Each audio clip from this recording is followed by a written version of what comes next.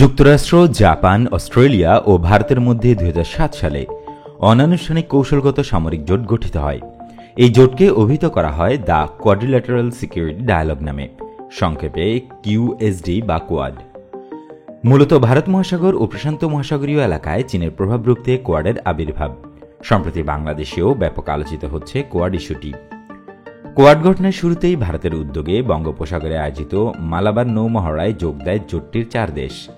2 মহাসাগর বেষ্টিত এই বিশাল সমুদ্র অঞ্চলে অবাধ ও মুক্ত নৌ চলাচল নিশ্চিত করতে নিয়মিত মহড়া চালিয়ে যাওয়ার ঘোষণা দেয় তারা।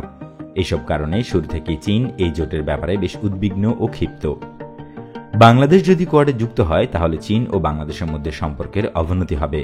চীনের রাষ্ট্রদূতের এই বক্তব্যের পরেই বিষয়টি দেশীয় গণমাধ্যমের পাশাপাশি আন্তর্জাতিক গণমাধ্যমে ব্যাপক আলোচিত হয়। স্বাধীনতার পর থেকে এখন পর্যন্ত বাংলাদেশ কোনো সামরিক জোটে যুক্ত হয়নি। কোয়াডে যোগ দেওয়ার ব্যাপারে পররাষ্ট্রমন্ত্রী একে আব্দুল মোমেন পরিষ্কারভাবে জানিয়ে দিয়েছেন, বাংলাদেশ এই মুহূর্তে কোয়াডে যোগ দেওয়ার কথা ভাবছে না।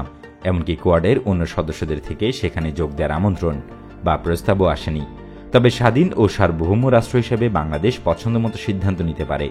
এ ব্যাপারে অন্য কোনো দেশ কিছু বলার বা বাধা দেওয়ার অধিকার রাখে না। কোয়াড প্রসঙ্গে চীনের কড়া অবস্থানের পরিপ্রেক্ষিতে এই অঞ্চলে বাণিজ্যিক সম্পর্কের আড়ালে এগোচ্ছে যুক্তরাষ্ট্র। অর্থনৈতিক সহযোগিতা বৃদ্ধির জন্য ইন্দো প্যাসিফিক ইকোনমিক ফ্রেমওয়ার্ক নামে নতুন এক অর্থনৈতিক জোট গঠন করছে দেশটি। এই জোটে বাংলাদেশকে চায় তারা, এজন্য বাংলাদেশকে প্রস্তাবও দিয়েছে। বাইডেন প্রশাসন প্রথম পর্যায়ে যুক্তরাষ্ট্র, ভারত, জাপান, দক্ষিণ Korea, Vietnam, Malaysia, Singapore, Indonesia ও অস্ট্রেলিয়ার সমন্বয়ে অর্থনৈতিক বলয়ের যাত্রা শুরু করতে চাইছে। দ্বিতীয় পর্যায়ে থাইল্যান্ড, ফিলিপাইন ও বাংলাদেশকে ফ্রেমওয়ার্কে যুক্ত হওয়ার প্রস্তাবও দিয়ে রেখেছে। তবে বাংলাদেশ এখন পর্যন্ত এ নিয়ে আগ্রহ কিংবা অনাগ্রহ কোনোটিই দেখায়নি। এদিকে সাম্প্রতিক সময়ে বাংলাদেশে মানবাধিকার, গণতন্ত্র, সুশাসন, গণমাধ্যমের স্বাধীনতা ইত্যাদি বিষয় নিয়ে সরব রয়েছে যুক্তরাষ্ট্র। কূটনীতিকরা মনে করছেন নানা কারণেই বাংলাদেশকে চাপে রাখতে চায় দেশটি। এগুলোর মধ্যে অন্যতম হল বাংলাদেশকে ইন্দো প্যাসিফিক জোটে যোগদানে রাজি করানো।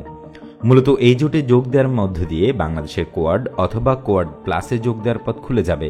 আর এজন্য বাংলাদেশ যেন ইন্দো প্যাসিফিক জোটে যোগদান করে, সেজন্য তৎপরতা বাড়িয়েছে যুক্তরাষ্ট্র। বাংলাদেশের মানবাধিকার প্রশ্নে যুক্তরাষ্ট্রের তৎপরতা বেশ চোখে পড়ার মতো। বিশ্লেষকরা বলছেন, যুক্তরাষ্ট্র কোনো এজেন্ডা বাস্তবায়ন করতে যখন ব্যর্থ হয় তখনই মানবাধিকার ও সুশাসনের বুলি আড়ানোর শুরু করে। অর্থাৎ একটি দেশকে নিজেদের নিয়ন্ত্রণে আনতে মানবাধিকার ও গণতন্ত্রকে হাতিয়ার হিসেবে ব্যবহার করে যুক্তরাষ্ট্র।